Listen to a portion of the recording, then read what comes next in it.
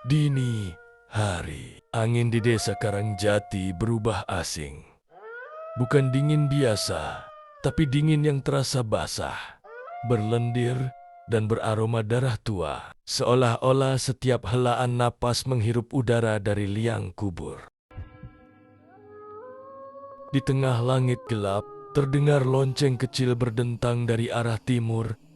Padahal tak ada pura, masjid, atau gereja di sana. Hanya bekas pemakaman rahasia. Tempat para perempuan korban fitnah dikubur hidup ratusan tahun lalu. Mereka yang dahulu dituduh sebagai murid Ratna. Wulan, kini lonceng itu berbunyi sendiri. Menandakan satu hal, gerbang antara dunia hidup dan mati telah terbuka. Rina duduk membisu di depan cermin. Wajahnya pucat, tapi yang lebih menyeramkan, pantulan dalam cermin sudah tak lagi meniru gerakannya. Setiap kali ia menunduk, bayangannya tetap menatap dan sesekali tersenyum. Bukalimah terus membaca doa dan mantra pelindung. Tapi suaranya mulai serak, keringat mengucur deras. Ia sadar Rina bukan hanya dirasuki, tubuhnya perlahan disalin. Roh Ratna Wulan sedang membuat duplikatnya di dalam tubuh Rina, kata Bukalimah dengan napas terengah. Dan saat bayangan dalam cermin itu menyatu dengan tubuh Rina, maka Ratna akan benar-benar hidup kembali. Bukan sebagai roh, tapi sebagai manusia. Pak Mardika mengepalkan tangan. Lalu apa yang harus kita lakukan? Bukalimah menatap dengan mata merah kelelahan. Kita harus menghancurkan cermin asal yang pertama kali digunakan untuk memanggil arwah Ratna. Sementara itu, Bayu berdiri di tengah lingkaran mayat, lokasi ritual terakhir. Di sekelilingnya, 12 tubuh perempuan berdiri membeku. Lestari, Dini, dan 10 lainnya yang dicuri diam-diam dari makam. Mata mereka merah kosong. Tubuh mereka mulai membusuk, namun tetap hidup, seperti boneka jerami berisi roh. Bayu menunggu tubuh ke-13 menyusul Rina. Ia percaya saat semua lengkap, Ratna Wulan akan menyatu dengan darah Rina. Dan ia akan menjadi suami abadi sang dukun agung. Tak ada yang bisa menantang mereka. Dunia akan tunduk. Di tangannya tergenggam cermin tua, penuh retakan. Cermin dari abad ke-16, peninggalan Ratna Wulan sendiri. Cermin inilah yang pertama kali digunakan untuk memindahkan roh ke dunia. Dan tak ada yang tahu, cermin ini berasal dari tubuh perempuan perawan pertama yang dikutuk oleh Ratna. Pak Mardika dan Bukalimah berjalan ke rumah tua di pinggir desa.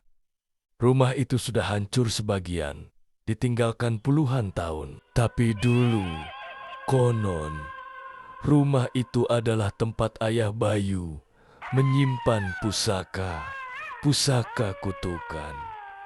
Dan di salah satu ruang gelap di dalamnya ada cermin leluhur. Begitu mereka masuk, udara menjadi berat. Langkah kaki seperti tenggelam di lantai. Dari dinding, darah mulai merembes keluar. Dan tiba-tiba, cermin itu muncul sendiri, berdiri di tengah ruangan. Besar, tinggi, penuh retakan seperti sarang laba-laba. Tapi bayangan mereka tak muncul di permukaannya. Yang ada hanyalah wajah Ratna Wulan, dan ia menangis darah. Bukalimah tak menunggu lama. Ia lemparkan kendi berisi air kelapa dan darah ayam hitam ke arah cermin. Cermin itu bergetar, tapi tak pecah. Dari balik permukaan, Tangan putih meraih keluar berusaha mencengkeram Pak Mardika. Pak Mardika menghunus keris warisan ayahnya dan menghantam permukaan cermin dengan sekuat tenaga. Cermin pecah, tapi bukan hanya retak, meledak. Potongan cermin beterbangan seperti peluru, dan dari dalam terdengar jeritan ratusan suara perempuan. Lalu menghilang. Udara berubah, suara lonceng berhenti, dan di kejauhan tubuh-tubuh mayat perempuan yang dikumpulkan Bayu jatuh satu persatu seperti boneka yang putus talinya. Tapi saat mereka kembali ke rumah Bukalimah, Rina menghilang. Yang tersisa hanya kain putih berlumur darah dan kerudung merah tua milik Ratna Wulan. Tergeletak di lantai dan di dinding tertulis dengan darah, cermin bukan satu-satunya gerbang. Darah Rina telah menjadi kuncinya.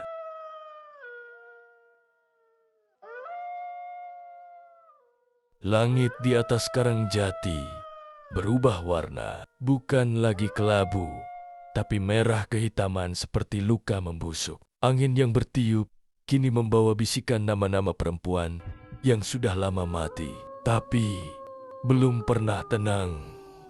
Dan di tengah malam, dari balik hutan, terdengar tangisan bayi, disusul suara perempuan tertawa, tawa yang bukan milik manusia.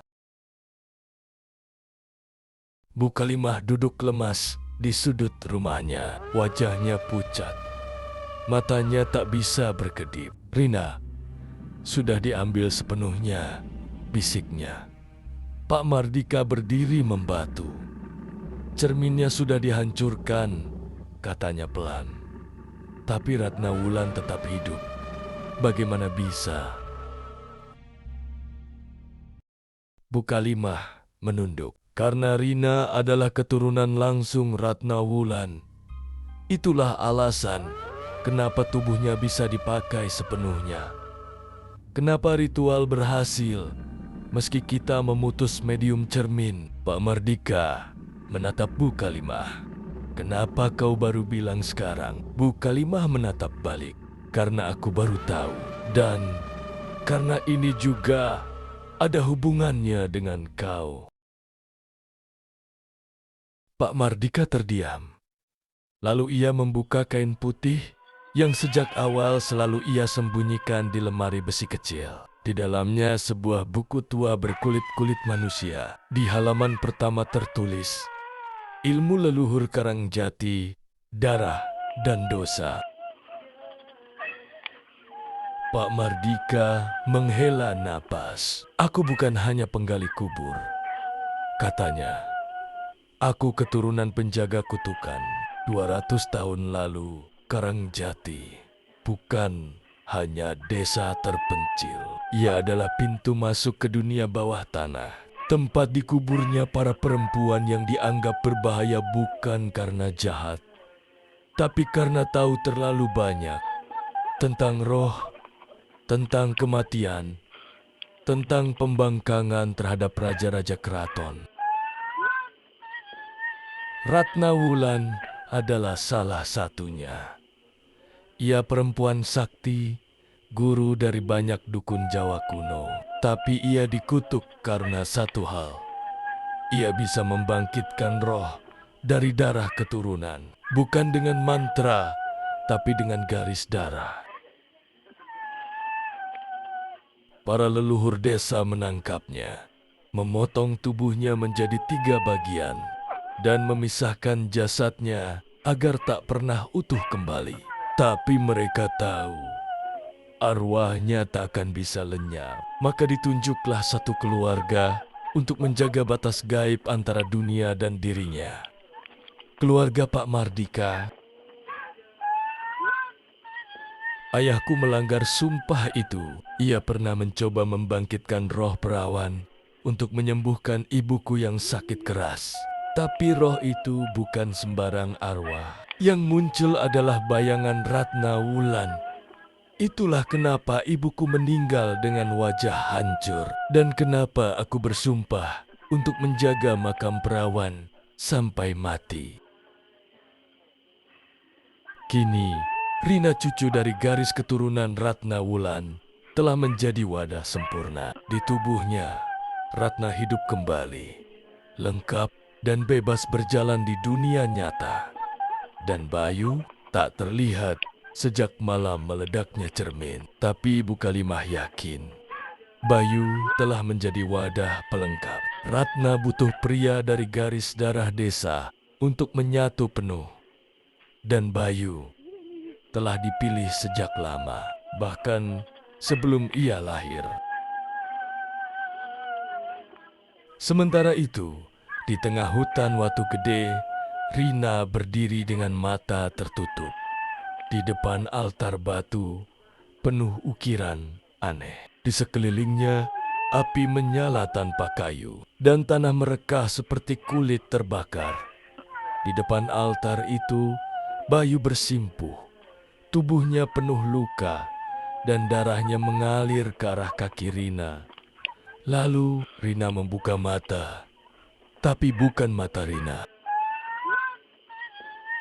Mata itu milik Ratna Wulan, hitam, dalam, tak mengenal belas kasihan. Darah sudah lengkap, katanya pelan. Gerbang ke-13 akan dibuka, dan dunia akan kembali seperti dulu, dikuasai oleh yang tak terlihat, dan ditakuti oleh yang hidup.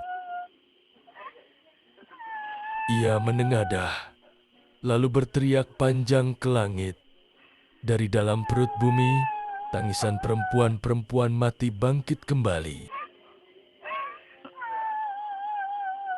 Langit Karangjati telah berubah menjadi lautan darah. Angin berputar liar, membawa bau daging busuk dan dupa terbakar. Di langit malam, bulan tak lagi bulat, melainkan pecah seperti tengkorak retak, memancarkan cahaya merah menyala. Di tengah hutan Watu Gede, altar batu kuno kini bersinar dengan ukiran menyala merah darah. Rina atau kini, Ratna Wulan berdiri di atasnya. Rambutnya mengurai panjang hingga menyentuh tanah. Matanya gelap legam, kulitnya seputih kapur, dan tubuhnya memancarkan aura kematian. Di sekitarnya, 3 makam gadis perawan menyemburkan asap hitam, membentuk sosok-sosok arwah perempuan tanpa wajah. Mereka menangis, tapi bukan tangisan kesedihan. Itu tangisan lapar. Lapar akan kehidupan. Lapar akan balas dendam. Di sisi lain desa, Pak Mardika dan Bu Kalimah bersiap untuk ritual terakhir. Di tengah rumah panggung tua milik Bu Kalimah, mereka menggambar lingkaran pelindung dengan darah ayam cemani dan abu pembakaran nisan. Ini bukan hanya tentang Rina atau Bayu, ujar Bu Kalimah dengan napas tersengal. Ini tentang sejarah, dosa lama. Semua ini tak akan berhenti sampai darah penjaga membayar lunas. Pak Mardika mengangguk. Ia sudah tahu dari awal untuk mengurung kembali Ratna Wulan. Ia sendiri harus menjadi tumbalnya. Buku kulit manusia yang dibawanya terbuka pada halaman terakhir. Kunci kematian Ratna Wulan adalah darah keturunannya sendiri, ditutup oleh darah penjaga tanah, perawan. Bawa aku ke altar, katanya pada Bu Kalimah. Sekarang juga, di hutan Watu Gede, Ratna Wulan sedang membuka gerbang ke-13 pintu terakhir antara dunia manusia dan dunia arwah. Perawan terkutuk. Ia menancapkan tulang paha dini ke dalam lubang tanah, lalu menumpahkan darah Bayu yang sudah tak bernyawa ke atas batu pemanggil. Langit retak tanah berguncang, dan dari dalam lubang itu muncul tangan-tangan kecil. Tangan anak-anak perempuan mati yang selama ratusan tahun dikubur tanpa nama. Dunia baru sudah dekat, gumam Ratna. Dunia tanpa lelaki, dunia yang bersujud pada perempuan abadi. Tapi tiba-tiba mantra pelindung meledak di sekitar altar. Pak Mardika muncul dari balik pepohonan. Tubuhnya sudah dipenuhi jampi dan luka bakar dari perlindungan roh. "Ratna!" teriaknya. "Kau belum menang." Ratna menoleh. Dan untuk pertama kalinya, ia tersenyum seperti manusia. Senyum hangat, namun penuh kebencian. "Kau sudah terlambat, Mardika. Bahkan waktu pun tunduk padaku." Pak Mardika menghunus pisau pusaka leluhur, lalu memotong urat nadi di tangannya. Darahnya muncrat ke tanah, membentuk huruf-huruf Jawa kuno yang bersinar. "Dengan darah penjaga, aku mengunci gerbangmu kembali. Dengan tubuhku, aku menutup dunia ini untukmu. Dengan jiwaku, aku memanggil penjaga terakhir." Suara gong besar terdengar dari kejauhan. Tanah merekah, dan dari dalamnya keluar sosok hitam bersayap, tinggi dan angker, membawa rantai perak yang menyala. Itulah Singo Wailing, penjaga batas antara dunia arwah dan dunia nyata, yang hanya bisa dipanggil oleh darah penjaga sejati. Ratna Wulan berteriak, tubuhnya mulai retak dan mengelupas. Rina dari dalam tubuhnya menangis. "Pak Mardika, tolong aku." Tapi sudah terlambat. Gerbang telah terbuka dan kini harus ditutup dengan harga mahal. Singo Wiling memeluk Ratna Wulan dan tubuh Rina ikut terseret. Pak Mardika juga melangkah ke tengah lingkaran. "Biar aku ikut, biar ku tebus semua ini." Lalu dalam cahaya putih menyilaukan, ketiganya lenyap dan gerbang tertutup selamanya.